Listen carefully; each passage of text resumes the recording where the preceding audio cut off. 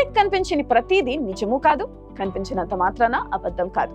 Science కు అందని ఎన్నో అద్భుతాలు, అంతు చిక్కని సవాళ్లు, సమస్యలు ప్రకృతిలో ఉన్నాయి. ఇప్పటి వరకు ఫిజిక్స్ పరంగా వెలుగులో ఉన్న 4 శక్తులు కాకుండా ప్రకృతిలో మరో శక్తి దాగి ఉందని శాస్త్రవేత్తలు నమ్ముతున్నారు. ఇప్పటి వరకు మనకు తెలిసినవి కేవలం 4 శక్తులే అయితే ఇప్పుడు 5వ శక్తి ఉండవచ్చని అమెరికా శాస్త్రవేత్తలు భావిస్తున్నారు. దాన్ని భౌతిక సిద్ధాంతాలకు విరుద్ధంగా వ్యవహరిస్తున్న సబ్ అటామిక్ పార్టికల్ గా గుర్తించారు. దీన్ని 5వ శక్తే దీన్ని నియంత్రిస్తున్నట్లు శాస్త్రవేత్తలు అంచనా వేస్తున్నారు. ఆ అదృశ్య 5వ శక్తి ఓ పరమాణువుని ప్రభావితం చేస్తుందని, దాన్ని నియంత్రిస్తుందని వారు విశ్వసిస్తున్నారు. అమెరికా ఇలినాయిస్ లోని Fermi national accelerator laboratory Fermi lab లో దీనిపై వారు అధ్యయనం చేస్తున్నారు. మ్యూన్స్ అంటే ఎలక్ట్రాన్స్ లాంటివి ఉప పరమాణు భౌతిక శాస్త్రం ప్రకారం ప్రవర్తించడం లేదని వారు కనుగొన్నారు. ఈ కణాలు ప్రస్తుతం ప్రపంచానికి తెలిసిన 4 శక్తుల ప్రభావానికి లోనవ్వడం లేదని గుర్తించారు.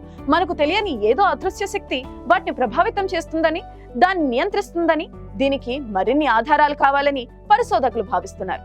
గురుత్వాకర్షణ, విద్యుదయస్కాంత, బలహీనమైన ఫోర్స్, ఇవే ఇప్పటి వరకు మనకు తెలిసిన శక్తులు. ప్రకృతిలో ఉన్న ప్రతి వస్తువు, అణువు, పరమాణువు ఈ 4 శక్తులను ఉపయోగించుకుని ఒకదాంతో మరొకటి ఇంటరాక్ట్ అవుతాయి. కానీ ఫెర్మి ల్యాబ్ శాస్త్రవేత్తలు ఇవి కాకుండా 5వ శక్తి కూడా ఉందనే వాదనను తెరపైకి తీసుకొచ్చారు. ఇందుకు గాను మ్యూన్స్ పై వారు చేసిన పరిశోధనలు ఉదహరిస్తున్నారు. ఫెర్మి ల్యాబ్ లో 15 మీటర్ల వ్యాసం గల రింగులోని మ్యూయాన్స్లపై పరిశోధనలు చేయగా అవి ప్రస్తుత భౌతిక సిద్ధాంతాల ప్రకారం ప్రవర్తించడం లేదని శాస్త్రవేత్తలు గుర్తించారు. వాటిని మరేదో శక్తి నియంత్రించినట్టు పరిశోధకులు గుర్తించారు. కానీ 5వ శక్తిని ధృవీకరించేందుకు మరో 2 ఏళ్లు పట్టవచ్చని పరిశోధకులు భావిస్తున్నారు. మరోవైపు యూరోప్ లోని లార్జ్ హెడ్రన్ కొలిడార్ సైతం దీనిపై పరిశోధనలు సాగిస్తుంది. అయితే 5వ శక్తి ఉన్నదన్న వాదన 2021లోనూ తెరపైకి వచ్చింది. ఇంతకీ అసలేంటి మ్యూయాన్లు అన్న విషయానికి వస్తే, మ్యూయాన్లు అనేవి ఓ రకమైన ఎలక్ట్రాన్స్. ఇవి అస్థిరమైన ఉప పరమాణు కణాలు. కానీ ఎలక్ట్రాన్స్ తో పోలిస్తే వీటి ద్రవ్యరాశి 200 రెట్లు ఎక్కువగా ఉంటుంది. భూమి ఉపరితలంపై చేరే కాస్మిక్ రేడియేషన్ లో ఇవి చాలా ఎక్కువగా ఉంటాయి. వీటిని నిర్వచించేందుకు ఇప్పుడు శాస్త్రవేత్తలు మల్లగుల్లాలు పడుతున్నారు. సకల చరాచర సృష్టిలో విశ్వాంతరాలతో సహా అన్ని కణ నిర్మితులే అన్నది మనం 100 సంవత్సరాలకు పూర్వమే కనుగొనడం జరిగింది. దుమ్ము ధూళితో సహా మానవ శరీరం, జీవచరాలన్నీ కోట్లాది కణాలతో ఓ ప్రత్యేక ఫార్మాట్ లో ఏర్పాటైనవిగా ఉంటాయి. అయితే అప్పటి టెక్నాలజీకి ఇప్పుడు అభివృద్ధి చెందిన టెక్నాలజీలకు చాలా తేడా ఉంది. నేటి తరం శాస్త్రవేత్తలు అణువును మాత్రమే కాదు, పరమాణువు కేంద్రకాన్ని కూడా వదలకుండా పరిశోధిస్తున్నారు. పరమాణువులోని కేంద్రమైన న్యూట్రినోలను కూడా పరిశోధించే పనులు ఇప్పుడు వేగంగా జరుగుతున్నాయి. ఈ ప్రపంచం, ఈ విశ్వాంతరాలన్నీ న్యూట్రినాల్ మాయాజాలం వల్లే జీవం పొందుతున్నాయి. ఇంతకీ న్యూట్రినాల్ అంటే ఏమిటి? వాటికి మనుషులకు ఏ సంబంధం ఉంటుంది అన్న విషయాన్ని చూద్దాం. న్యూట్రినోల్ కర్మ అణువు కూడా బయటకు కనిపించదు. కంటికి కనిపించని ఈ అతి సూక్ష్మ కణంలో ఏం జరుగుతుందో తెలిస్తే మైండ్ బ్లాక్ అవ్వకుండా ఉండదు. ఇప్పుడు వాటిపైనే రీసెర్చ్ జరుగుతుంది. అయితే న్యూట్రినోల గురించి తెలుసుకునే కన్నా ముందు ఆటం గురించి తెలుసుకోవాలి. మన శరీరంలో మొత్తం ఎన్ని అణువులు ఉన్నాయో తెలుసా? గతంలో అయితే ఇంత టెక్నాలజీ లేదు కాబట్టి తెలియలేదు. కానీ సూపర్ కంప్యూటర్ యుగంలో ఆ పని సాకారమైంది. సుమారు 700 కోట్ల కణాలు ఒక్క దగ్గరికి చేర్చి పద్ధతి ప్రకారం అతికించితే మనం ఇలా తయారయ్యామన్నమాట. ఇంకా షార్ట్ గా చెప్పాలంటే ఈ సంఖ్యను 7 ఆక్టిలియన్లుగా అనుకోవచ్చు. అయితే ఒక విషయం సుస్పష్టం, వీటి సంఖ్య బరువును బట్టి మారిపోవచ్చు. సహజంగానే చిన్నవారిలో తక్కువ అణువులు ఉంటాయి, పెద్దవారిలో కాస్త ఎక్కువగా ఉంటాయి. ఇన్ని కణాలతో పాటు ఎన్నో రసాయనాలు, మరెన్నో పదార్థాలు అన్ని కణాల రూపంలోనే యాక్టివ్ గా ఉంటాయి. సగటున మన శరీరంలో 87% వరకు హైడ్రోజన్ లేదా ఆక్సిజన్ అణువులే ఉంటాయి. వీటికి కార్బన్, నైట్రోజన్ అణువులను కలిపితే మొత్తం 90% ఇవే ఆక్రమిస్తాయి. అంటే దీన్ని బట్టి చూస్తే మన శరీరంలో ఎక్కువ శాతం నీరే ఉంటుందని నిరూపితమైంది.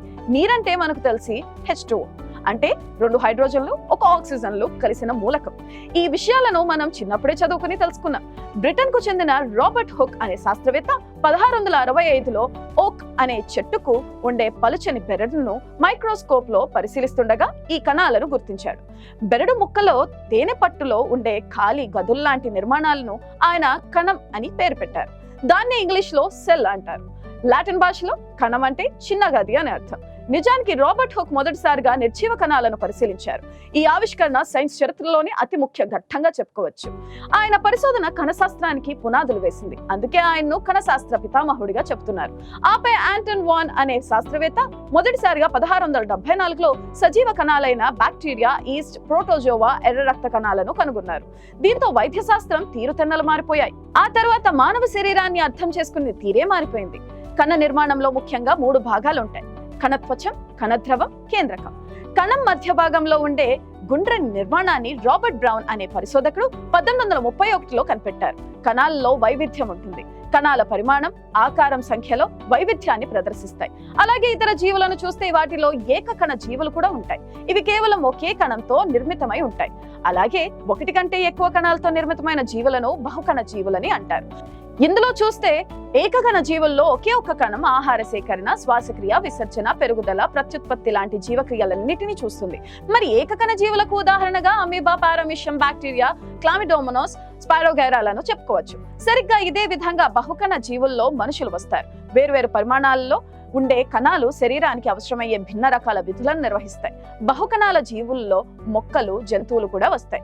సజీవంగా ఉన్న కణాల పరిమాణం మైక్రాన్లలో కొలుస్తారు. అంటే ఇది మీటర్లో మిలియనవ వంతుగా చెప్పుకోవచ్చు. మీకు తెలుసా, అతి చిన్న బ్యాక్టీరియా కణం మరింత చిన్నగా 0.1 నుంచి 0.5 మైక్రాన్ సైజులో ఉంటుంది. అయితే మనిషి కాలేయం, మూత్రపిండాలలో ఉండే కణాలు మాత్రం 20 నుంచి 30 మైక్రాన్ సైజులో ఉంటాయి.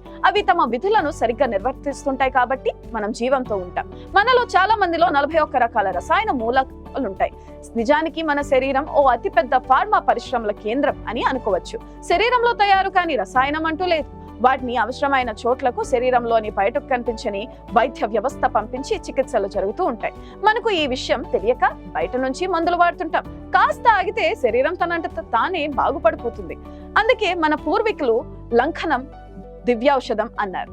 కణశాస్త్రం అభివృద్ధి చెందిన తరువాత వైద్య శాస్త్రంలో విప్లవాత్మక మార్పులు చోటు చేసుకుంటున్నాయి. ఈ సృష్టిలో మనకు ఇంకా తెలియని అనేక రహస్యాలలో కణం కూడా ఒకటి. దీని గురించి ఎంత తెలిసినా ఇంకా తెలుసుకోవాల్సినవి చాలా ఉన్నాయంటారు శాస్త్రజ్ఞులు.